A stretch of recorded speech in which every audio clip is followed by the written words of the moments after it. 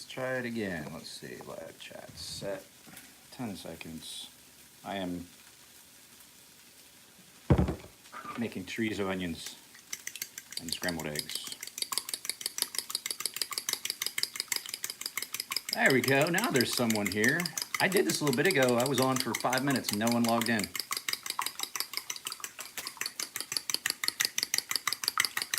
Yeah, I didn't have any, the electricity was off yesterday morning. Electricity went off just about the time I was planning on doing a feed.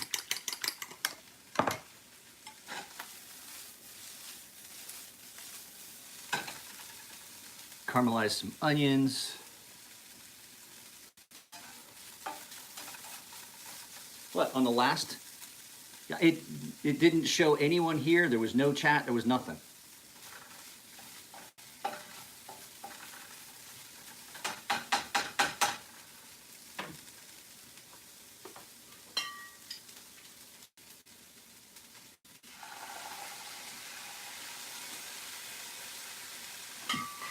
So I figured I'd give it another shot while we were here. Let's see. No notification. Yeah, it was weird.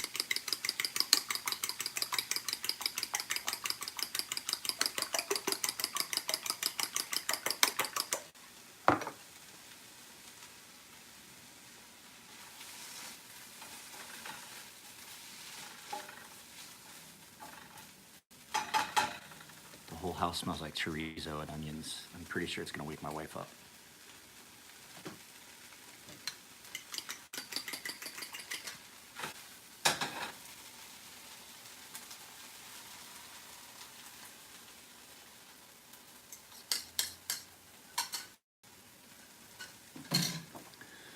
Let's see. So let's actually get, I just decided that we would do this chorizo, an onion, and egg.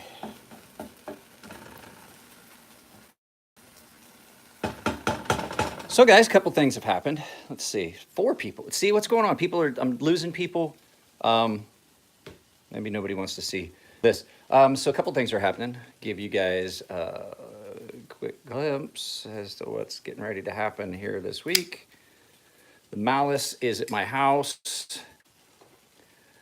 And this came, Mattia Barani saw the video I did about his kitchen knife and enjoyed it enough that he sent me one to have for free. Reached out and contacted me. So I was like, oh, that's pretty cool. So it's been interesting, but we're still dealing with the fact that, so I went to the shop yesterday. I don't have any work except for like 4 knives to sharpen. So I don't know what's going on. I don't know if it's because of the NRA show or what. But let's do this. Oops, sorry. Unboxing video? What unboxing? There's no unboxing. I don't do unboxing videos, guys. You know that. There's one unboxing video on my channel. And it was when I bought my Sebenza that I currently have. And I just happened to get it right about the time I was planning on shooting a video anyway, so I don't do unboxing. No one cares about like opening packages. I mean, there's channels dedicated to that, like Unbox Therapy. But 9 times out of 10, if I'm unboxing something, it's the customer's item, and it's not gonna be anywhere near as entertaining. Because I see how you guys pack your stuff up that you send me. So, I need to take my phone to Sprint so they can set email because of the new phone. You can always text me, Chris. I mean, I don't like doing text, but I would love you to follow it up with an email, but, you know, I have you saved in my contacts list, so you're not going to just fall off the map when it comes to oh. Yeah, so I'll shoot you the, you tell me what you want done and I'll shoot you the estimate. Um, and we'll just go from there. So let's see here.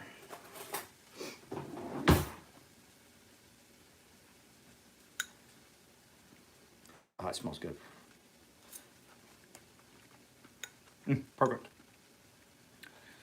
I got some chorizo that's not as fatty and nasty and heartburn inducing. It's delicious. Probably it just isn't as like kick you in the face flavorful. So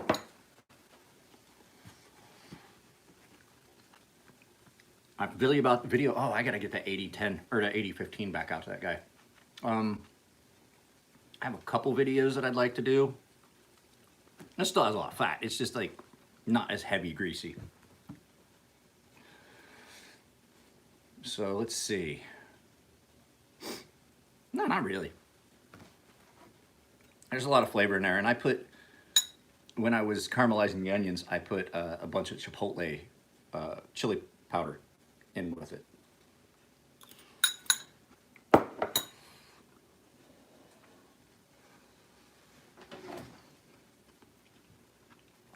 It needs garlic. So that's, let's see, Friday I'm going to the shop. I have, I was hoping that the guy that was on here yesterday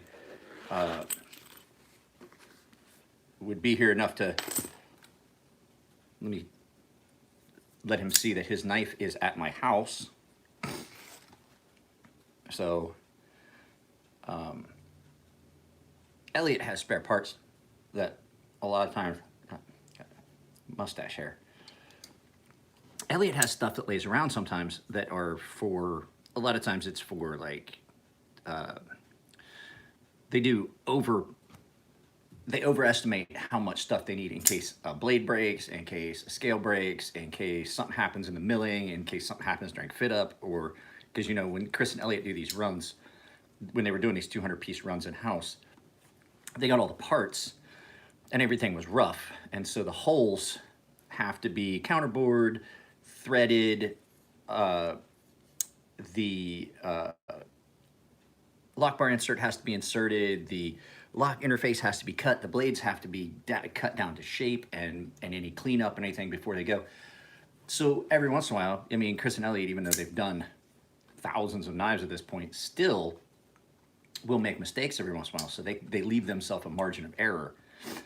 And so what happens is sometimes Elliot will still have stuff, like if you show, it's not like stuff that you can like really go and order on their website because they really don't publicize it.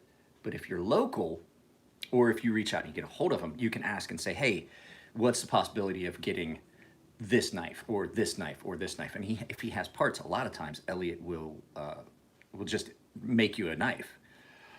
And so it happened with that guy. If you remember, the guy that came on, he was talking about he was gonna meet me at the Forge on Friday. Well, he talked to Elliot, and Elliot had parts to do a Stinger XL for him.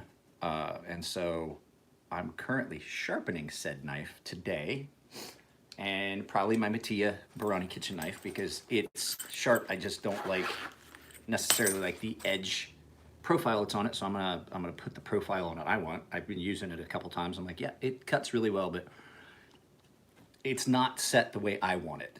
Like my kitchen knives have a right-hand bias, a slight, the way I cut to lay material off direction, and it doesn't quite have that. But, so no, live feed yesterday didn't happen because right about the,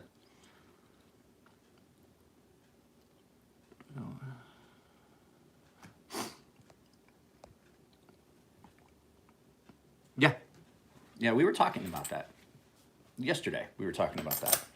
So, well, there's two reasons for things like that. One, Elliot does care about his customers. And two, it's just good business. You know, it's just good business that you do stuff for your customers. There's a lot of stuff. I mean, I have to curtail it because I do stuff for you guys that that I definitely should be charging for. And I took a look at that, and I had a friend over, and he was like, "What you doing?" Because he follows my business real closely, Navy friend of mine, and so he stopped by. He didn't have anything going on, and so he was like, Luke was like, "What are you doing?" I was like, "Oh, I'm taking this knife apart and cleaning it up." He's like, "Oh, did they pay you extra for stuff like that?" And I was like, "I'm just doing it because it feels a little gritty." And he's like, "Did they pay you to do that?" And I was like, "No, but he's like, I was like, it's gritty, and I kind of like doing stuff like that for my customers." He's like, "Yeah, but motherfucker, you're not getting paid for the 15 minutes I just watched you take that knife apart, clean it, look at everything, put it back together." And I was like, "That's true. I did just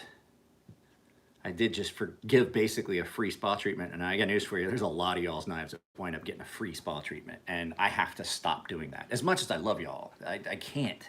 I got to thinking about it. I was like, Jesus Christ, 15 minutes.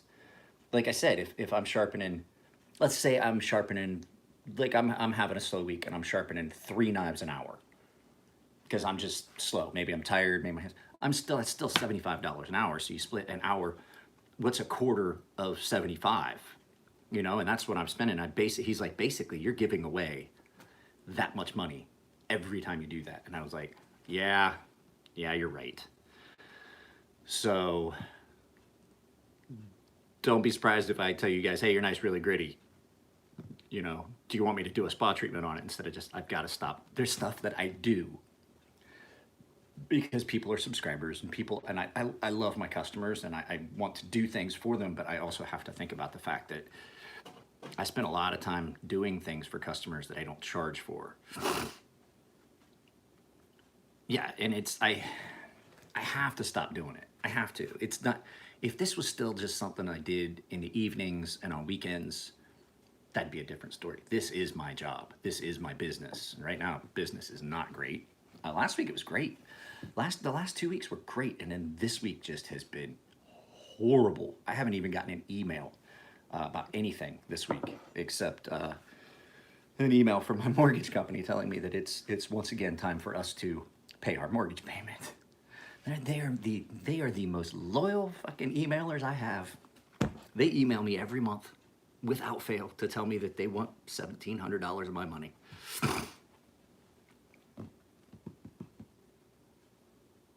It would bother me more not to fix something. Yeah, but the fact is, I have to. I'm gonna have to. Jesus, it's hot in here. It's gonna be warm today. So, whew. Let's see. What else is going on? Let's see what else is going on. Not going to Blade. It's pretty much definite that I'm not going to Blade this year. If I can swing it, I'm going to go to Blade Show West in Oregon this year in October if we haven't had to move in with my mother.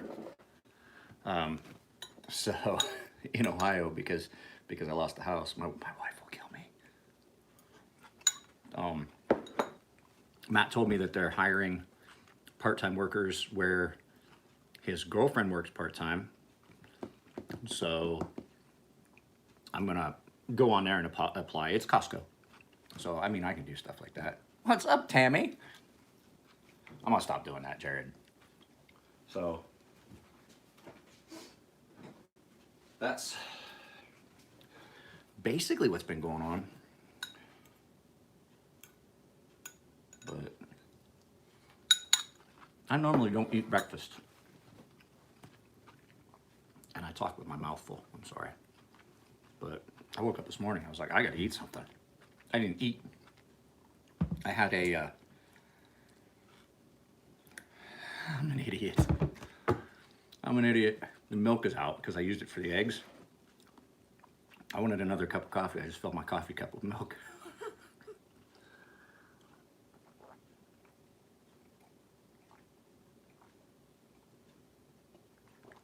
It's okay, I like milk. Actually, that was pretty good. There was a little bit of coffee left. No, what was I talking about?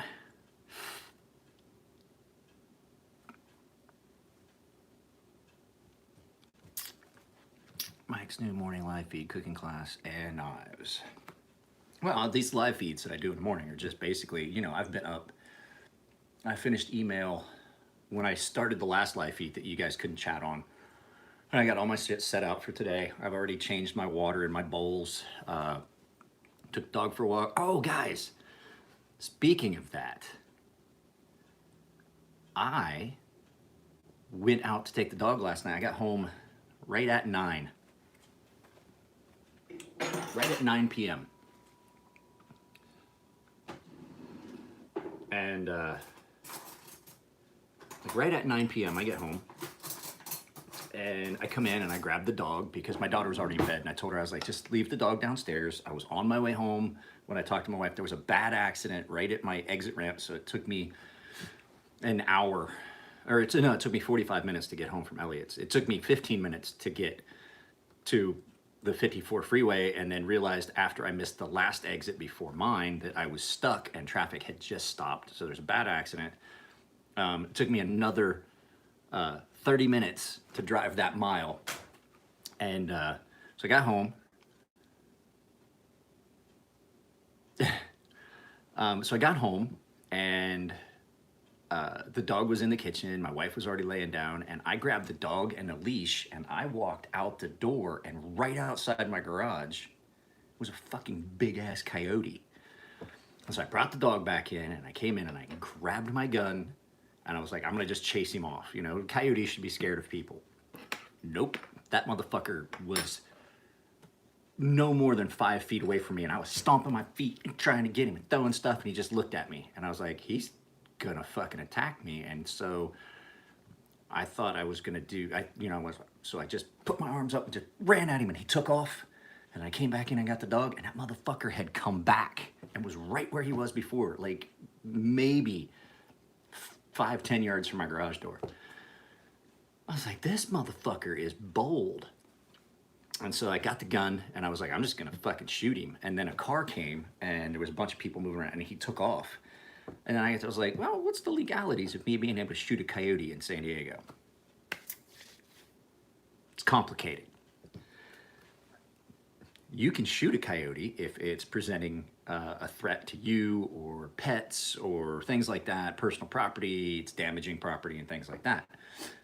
But the caveat to that is, you can't fire a gun where I live at all, period. And I'm like, so I was asking, you know, on some forums, I was like, well, what happens if I do it? And they're like, oh, they'll probably take guns. You'll probably get a charge for discharging a firearm within city limits. And I was like, so then I get to looking at it, and they're like, well, who am I supposed to call? Well, you call animal control. But the thing is, animal control, I see that people are like, oh, call animal control. So I go down and I look. Animal control does not respond to coyotes. They respond to things like that. So then it says to contact state wildlife, and state wildlife does not deal with coyotes. And it says to call local police. Well, you go on a local police's website, and they say they don't respond to animal calls. You have to call, guess who? The first people. It's a vicious triangle. But the whole thing is that they're like, okay, there's no ordinance against shooting coyotes in San Diego. They provide nothing to the environment. They are considered a nuisance species, just like they are in Ohio. But you're in a catch-22 where you can't do a fucking thing about it. So I don't know what I'm gonna do, because I'm pretty sure I can't kill him with my blowgun.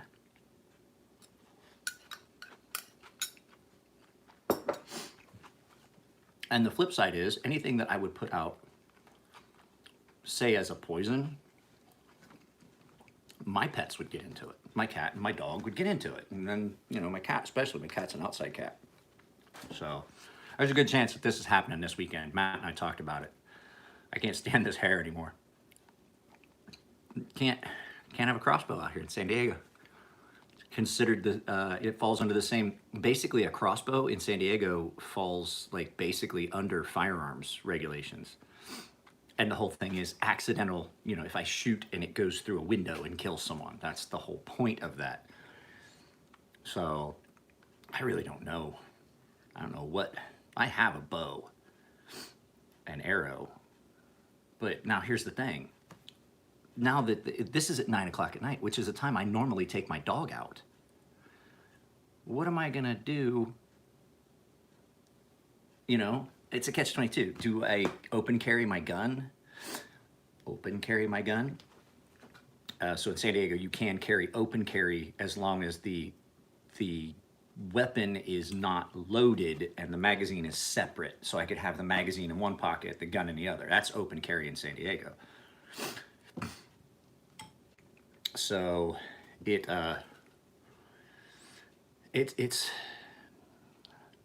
the first time. But here's the thing: this is the first time that I really feel affected by the San Diego or California gun laws, or living in the city. Like if I was in the country, I'd have shot that thing on sight.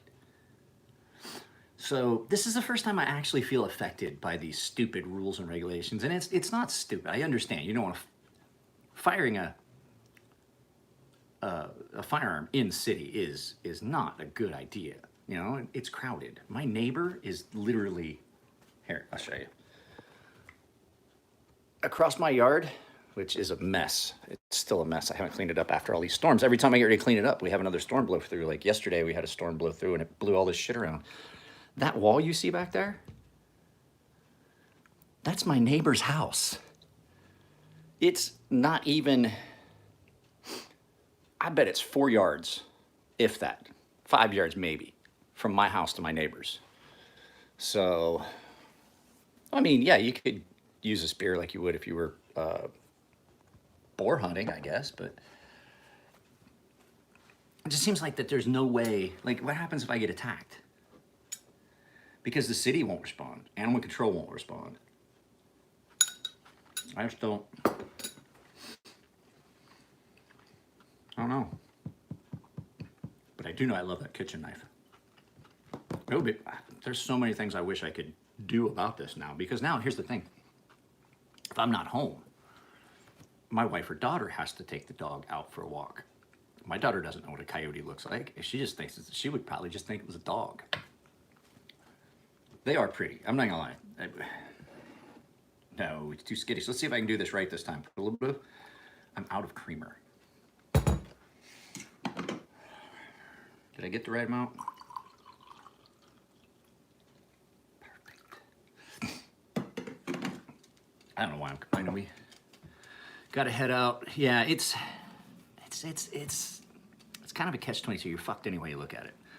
So the website says that what you can do is, guys, so there's more of you here that weren't here for that.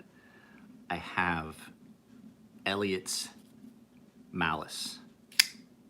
There's going to be a video about the Wee Malice. That's one of the things that they recommend is throwing things at them. But the fact is that they say that the problem is once, like that animal was not at all scared of me. That animal was not scared of me at all. And so what they say is that it gets to a point where they're not scared of people. They recommend, oh, take tennis balls. And I'm like, guys, coyotes have killed people. Coyotes have killed people in the greater, not like the city of San Diego, but in the outskirts. They've killed people. So it's kind of a catch-22. I don't know. There's just no good way to handle it. Take tennis balls and fucking tennis balls and rocks. I'm like, yeah, I got news for you. Fucking wild animals. So they are shipped, right?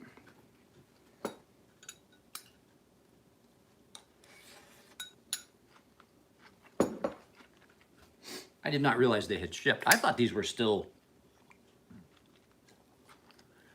It's so out here in the cul-de-sac in the housing area. There's just no way to chase him at all. But yeah, they say first off that once they're to the point where they're not afraid of people, like I said, not afraid of me at all, then you have to do something. But the fact is, like I said, city won't respond to any of it. And then that means the HOA is going to have to pay someone to trap said animal. But the problem is, coyotes run in packs. So that means there's more than one. If he's making it out this far, that means a pack has moved in to somewhere close and they're out foraging and hunting. Now's the time when I wish I was on a farm and I would just fucking knock his fucking head off with a fucking .6. And he big. He was a big coyote too. It was not like a little scrawny. He had the big head, the big ears, and I was like, holy shit, that's a big fucking coyote. Any must-see things in San Diego? Only been once to my brother. So you're coming out Memorial Day weekend? There's a lot of stuff. You go out to the old aircraft carrier that's on Embarcadero downtown. San Diego Zoo is probably the best zoo. I've been all over the world.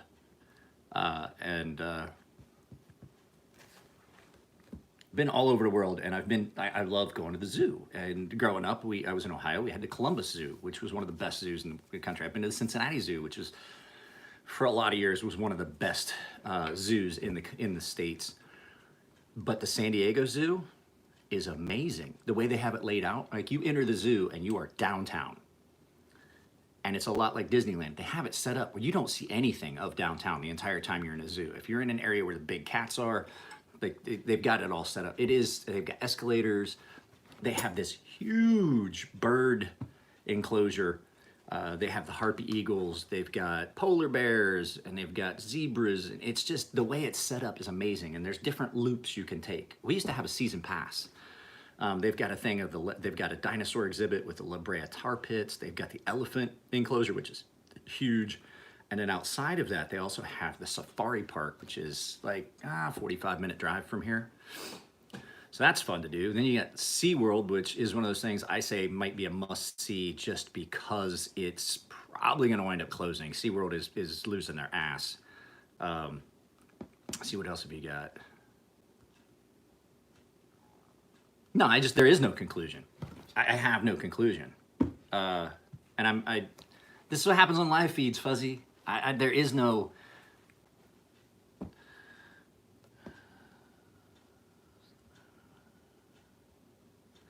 The dinosaur exhibit's cool. I mean, it's a small piece of it, and they have like that's where they have the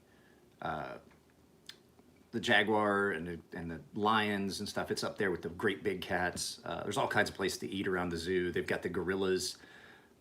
There's areas where you're like on a catwalk way up above the exhibit, and then you go to the tree house where they have the gorillas and stuff, and they got the hippo enclosure. So the zoo's really good. You've got, like I said, SeaWorld. You got Legoland right outside of town. But as far as like must-see stuff, maybe the tide pools down at La Jolla. That's about it. So that's because it's a live feed and I respond to you guys' questions. So I'll get off topic. So yeah, I think the HOA is going to have to be the ones to take care of this coyote issue. That's the only people. I'm just going to have to talk to the HOA, tell them, look, it's become a danger. It's no longer a nuisance where every once in a while somebody sees a coyote. We've got a coyote that's absolutely not afraid of people, that is coming well up into the housing area. So our HOA our development is big. It's 3 tiers. It is really, really big. I was surprised at how it's like, I think 400 units. And we're like right in the middle of it. So that means that they're coming in pretty far in, depending on where they're coming from. So, but there's other, like I live in the city. You guys have seen it. So no potato gun.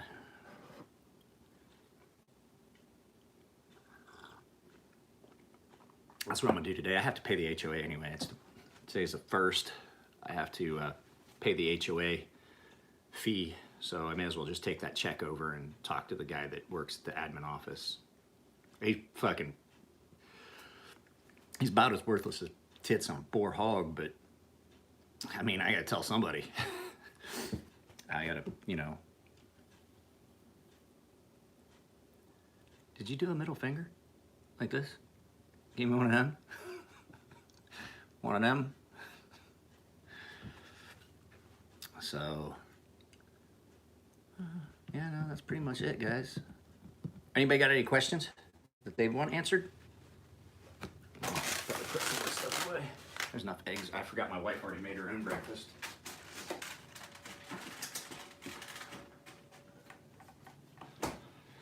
And I didn't smoke any weed this morning, by the way, Fuzzy.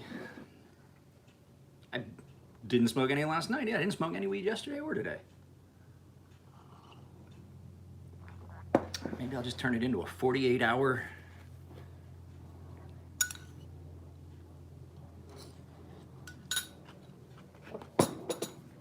It's a fucking wee knife.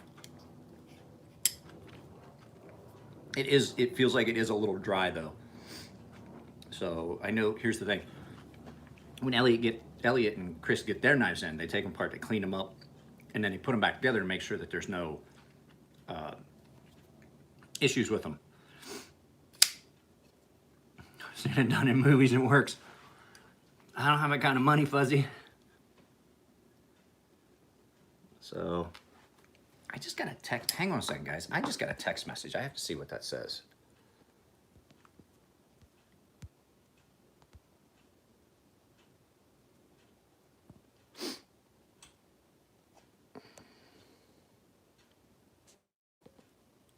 Sorry about that. I have a friend that we were stationed together in the Navy on our first ship, and he has the brain cancer that let's say glioblastoma, something like that. And they gave him 6 months a year ago, and he's been fighting it. And he's probably, if there's anybody I know that's tough enough to fight something like that, it's my buddy Luke. But it's not looking good, and I just got a text from him, so I'm probably gonna have to adjourn this and see what's going on. I'd love to try and help him out with some financial stuff, but I can't. I don't have any money. Yeah, same one that McCain had, and so he's been fighting it for. He actually had the surgery. He's got a scar that runs from ear to ear across the top of his head where they split his dome, and so. He says, "What's so funny?" So he's had the tumor removed, but they couldn't get all of it because there was just no way. I immediately responded to him, and when they cracked his dome open, like fucking brain cancer. That's a fucking impossibility in your case. It's like I was like, "Are you growing a brain? Is that the thing?" And so we used to joke about it, but it's getting to where it's not looking as good as I'm kind of disappointed, but I can't, I don't have any way to, I told him I wanted to do a GoFundMe for him and publicize it here on the channel when I was doing all the other stuff, because he came up with cancer about the same time that I was doing some of the cancer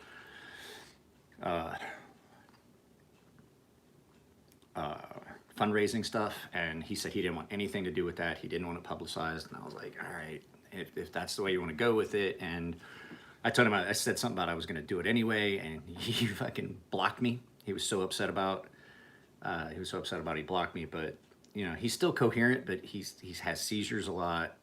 He's sick all the time because of all the treatments, and I think he's doing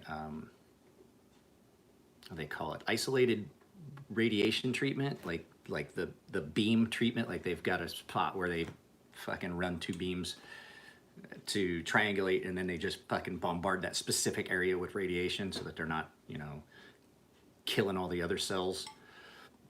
But, it is what it is. Everybody dies. But, you don't like seeing a friend and somebody that was a mentor and a teacher. And the thing was, like, people were like, "Oh, he was such an asshole and he was so mean." The fact is that that's what you needed when you first came. You needed somebody that was hard and could make you a hard enough person and, emotionally tough enough to lead people. And my success in the Navy 100% goes back to the way Luke mentored me and made me a tougher person. I mean, I was physically tough, but the mentally tough thing is is something that you don't necessarily get unless you have somebody that mentors you in that specific fashion. And people would be like, it's like, well, Luke's an I would tell people, I was like, here's the thing about Luke. He acts like an asshole. But once you get to know him, you realize he's not fucking acting. And the way that he interacted with me made me tough enough to be able to, in the future, make decisions that, you know, you have to make decisions not based on emotion, but based on the current situation. And so there's times where you just got to you have to make a situation call where someone could get hurt, but you have to be tough enough to do that. And if it wasn't for Luke, I would have never succeeded in the Navy, or in life. I honestly, growing up on a farm and being a country boy was fine, but I would never have succeeded as much in life if I had not had that when I joined the Navy. I would not be where I'm at now if it wasn't for Luke. So seeing somebody that you saw that was always that tough begin to be broken it's a hard thing to see and watch. So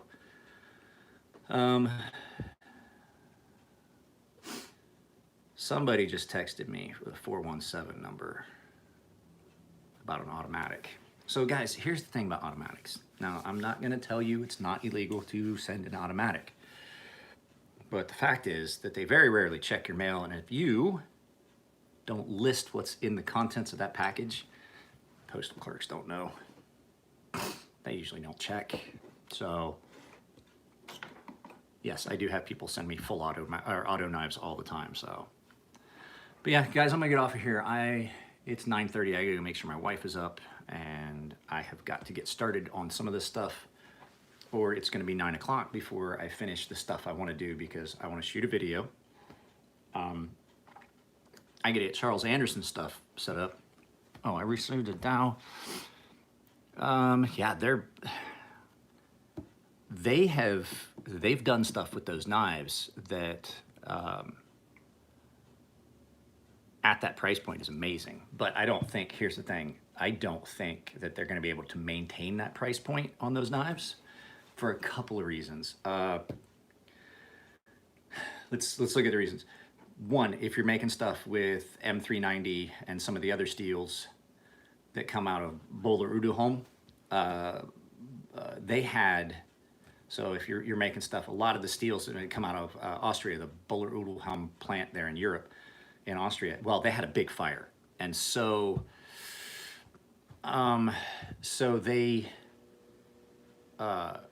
they're limited on steel.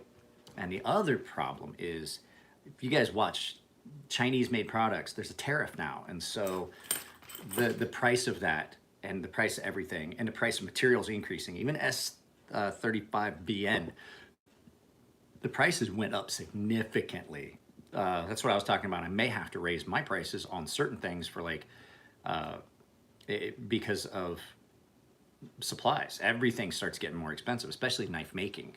Belts are $1 more per belt this year than they were this time last year. So that doesn't sound like much, but when you figure I'm buying 80 belts, sometimes 100 at a time, that's $80 to $100 more per order. So it goes along those same lines. I would not be surprised if yeah, that's what I'm saying. You're gonna start seeing that, because the thing was, they brought those knives to market, and I think they undervalued them, and it made it confusing for everybody. And then once these prices start, there was no margin, and so they are going to have to increase the price. There's just no way around it. Everybody's having to do it. It's not just we, or not. No, I'm not sorry, not just we. It's not just Massdrop. I wouldn't say it was cheap. I got circuit over for 165. Yeah, but you know, when you're talking about knives, and you're talking 160, I'm talking this is a $450 knife. That's the price range I'm talking. Like, when you're talking about, you're getting a quality level at 165 that's every bit as good as this almost $500 knife. So you see what I'm saying? Like, it might not seem cheap to somebody that's just getting into knives or has not gotten into high-end knives, didn't get into high-end knives and collecting.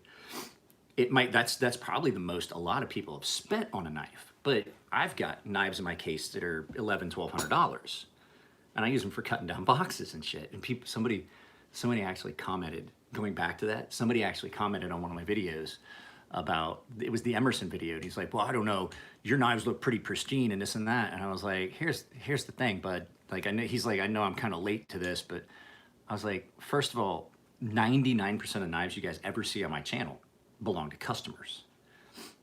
I don't know how hard they use their knives. I know how I use mine.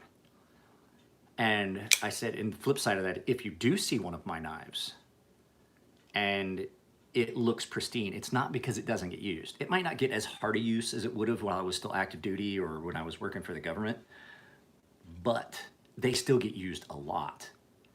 And the fact is, I make knives, I refinish knives professionally for customers. If my knife starts to look nasty and doesn't look the way I want it, I'll just refinish it. Like, I love this knife, but it needed some more pop, so I did ceramic on this one. And this has gotten used enough that I have worn the ceramic. And this ceramic, like you guys know, if you've got a knife with the ceramic on it that I've done for you, it's robust. So these knives get used. It's, you know, so I don't have any safe queens and stuff, but yeah, like I was saying, $165 to $200, that's, I remember a time where that was an insane amount of money to pay for a knife. You know, I was used to like 40, 50 bucks for like a CRKT. And now I found some of my old CRKT stuff that I had, and I pull it out and I was like, God, but I thought they were like great when I had it. I had an M16T, the little small one.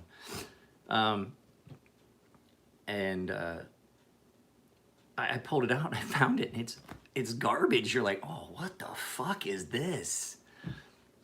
But I mean, it's just a different perspective. And I haven't bought a knife in, the last knife I bought was that Terrazuola CTF. When Mastrop released it, because I wanted to support Bob. I like Bob, he's a great guy, and he doesn't have much in the way of a retirement plan, just like me. And so it was a way to try and help support, because stuff like that he gets royalties on. So I bought one with the Patreon money when they came out. And then when they finally showed up, I was like, yeah, I had every intention that I was probably just gonna flip it and just get my money back, and fell in love with it, re-ceramic coated it, and then put it in my case. But yeah, I mean, there's people that buy it. I'll tell you why. Here's the thing. Who was that? This is so Jared. Cancel that. Don't get why people buy expensive knives and don't use them. I beat the shit out of my stuff. Norseman. Here's the thing with that. Those really expensive knives, a lot of times people don't use them because the fact is they paid so much for them. They don't want they don't want to ruin them, and they don't realize that there are ways to, if your knife gets all fucked up and scratched, you can just redo it.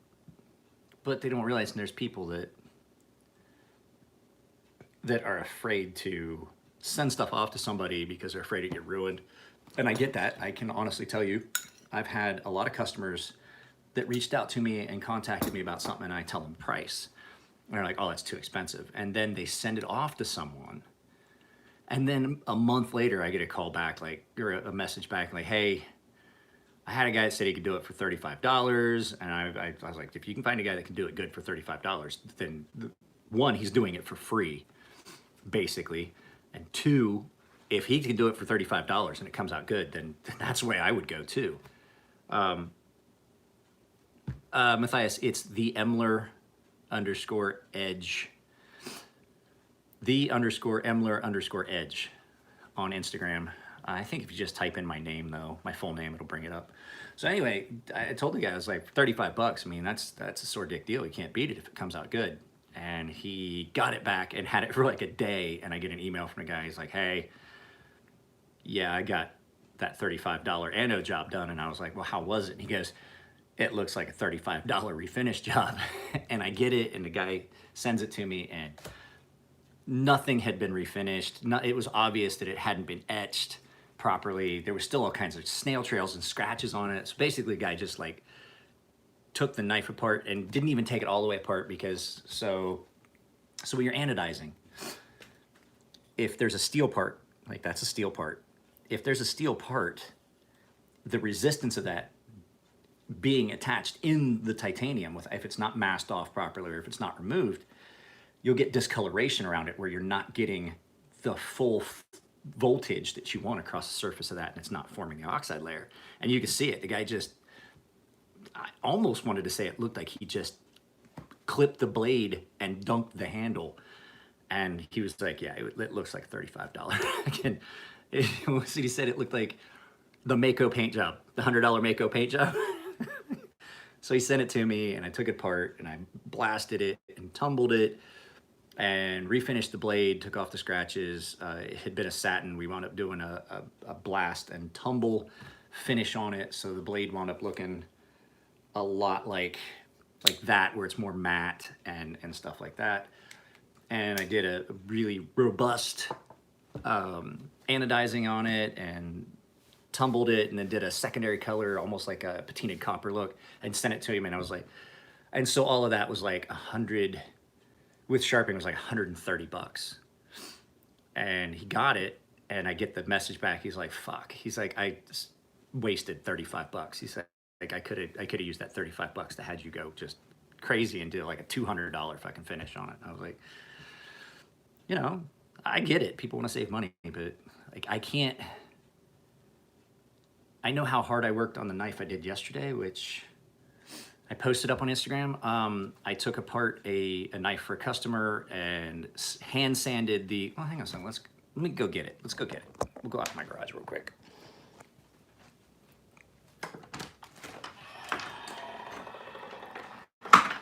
Let's see if we can, I probably can't maintain that. Can you guys hang out just for a second? Just for a second right here. Where I have signal, I'm gonna go grab that.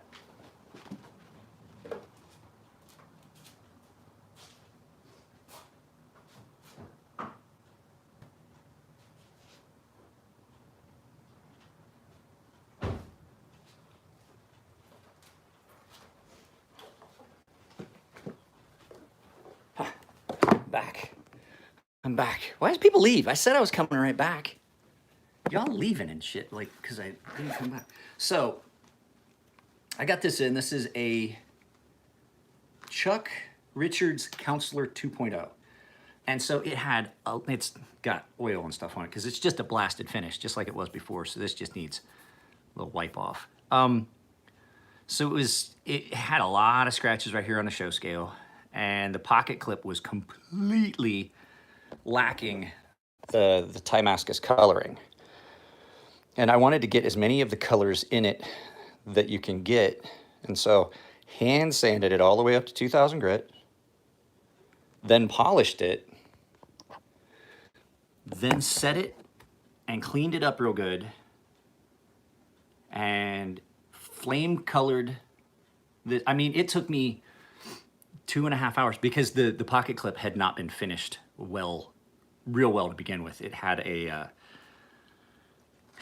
had a lot of deep scratches that, like, it had some color, but it was really kind of washed, and the surface finish was not near as finished and glossy as it should have been. And so I hand sanded it from 220 to get out the deep scratches all the way up to 2000, and then reattached it to the handle, and then took it in and I buffed it, and then realized there were still some spots, sanded it again from 400 all the way up to 2000, took it in, polished it, cleaned it off real good, prepped it, wiped it down with acetone and denatured alcohol to clean it all off, heat colored it, let that cool down, and then blasted the scales, put the knife back together, recarbonized the lock face, and now it's gonna get sharpened. So, what do you guys, just out of curiosity, that amount of work, because I was at the shop from 10 o'clock yesterday morning until 8 o'clock last night. That's 10 hours, and I only refinished that knife. What kind of price tag would you guys say that customer paid for that refinish? Just out of curiosity, see where you guys fall on the map.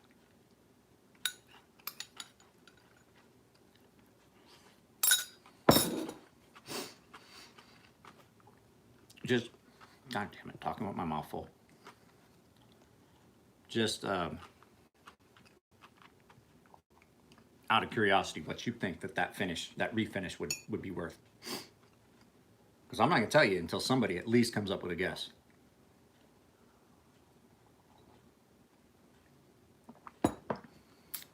Or are you guys not able to comment right now? So Tammy says, Jared says 120 or 160 to 200. Anybody else got a guess? 100, little low.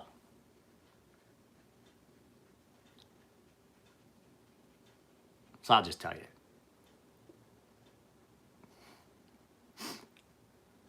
The majority of it was just, you know, I took some breaks. You have to because of stuff. So what grits, sandpaper did you go through? I went through 65. No, absolutely too low. So I went from 120, 400, 600. Fuzzy's close.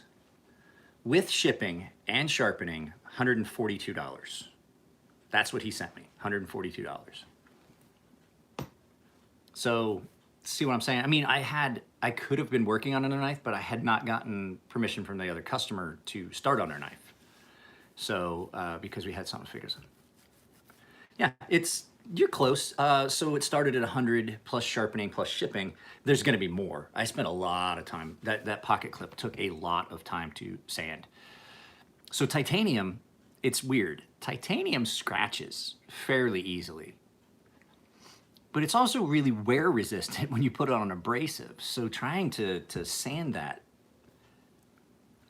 holding that pocket clip, because I had the pocket clip off, and so I was holding it by the back and the very tip, and I'm fucking sanding it. But the problem is when you heat titanium, it deforms. And so this had a bowl shape to it where the edges were higher. So to get it finished and flat, and it has one now, like if I was to go back and do it, I would have to do the same thing over. Like if it was all fucked up and I had to go back and had to do it. It's like it changed its shape a little. Not much. Titanium doesn't do much, but the fact is it's really wear resistant. It takes forever to sand it. And then the second you put it on a polishing wheel, that's when you start to see deeper scratches because they don't polish. And then you can see once you polish them, you get to follow me on Instagram. Oh, you already did. I saw the notification. So now all I have to do is sharpen it, which hindsight being 2020, now that I've polished this pocket clip and got that pretty color and I managed to not get too much of the sides over polished, now I sharpen it. And hindsight being, I fucking locked it in the fucking thumb stud. You could untangle it. And like I said, carbonized lock face, and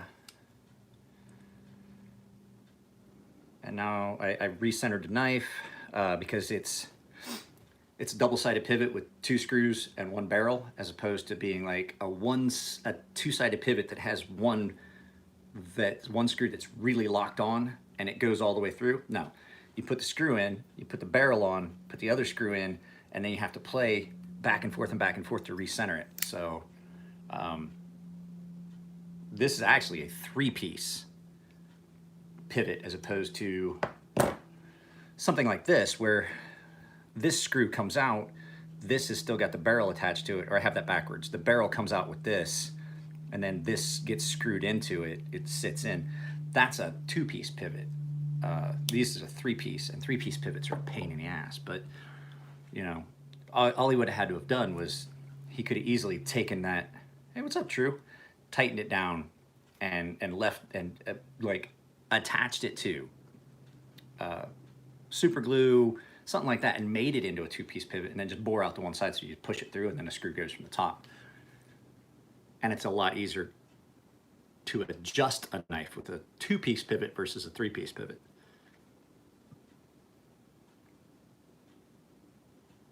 I think my wife's up. So, True got his knives. Apparently he's pretty happy with them. How's that Spyderco with what was that, the ruffle, something like that? Can't remember which one it was. You okay?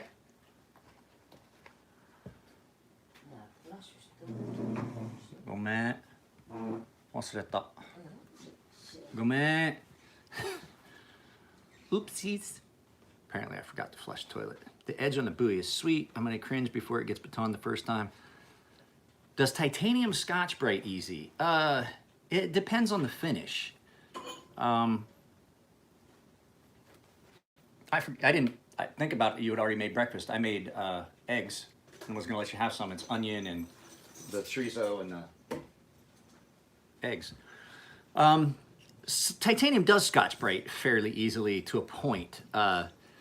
So what happens when you Scotch-Brite titanium is you wind up with an orange peel.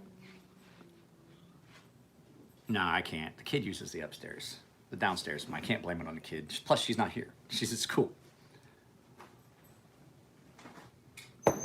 Have a good day at work. Love you.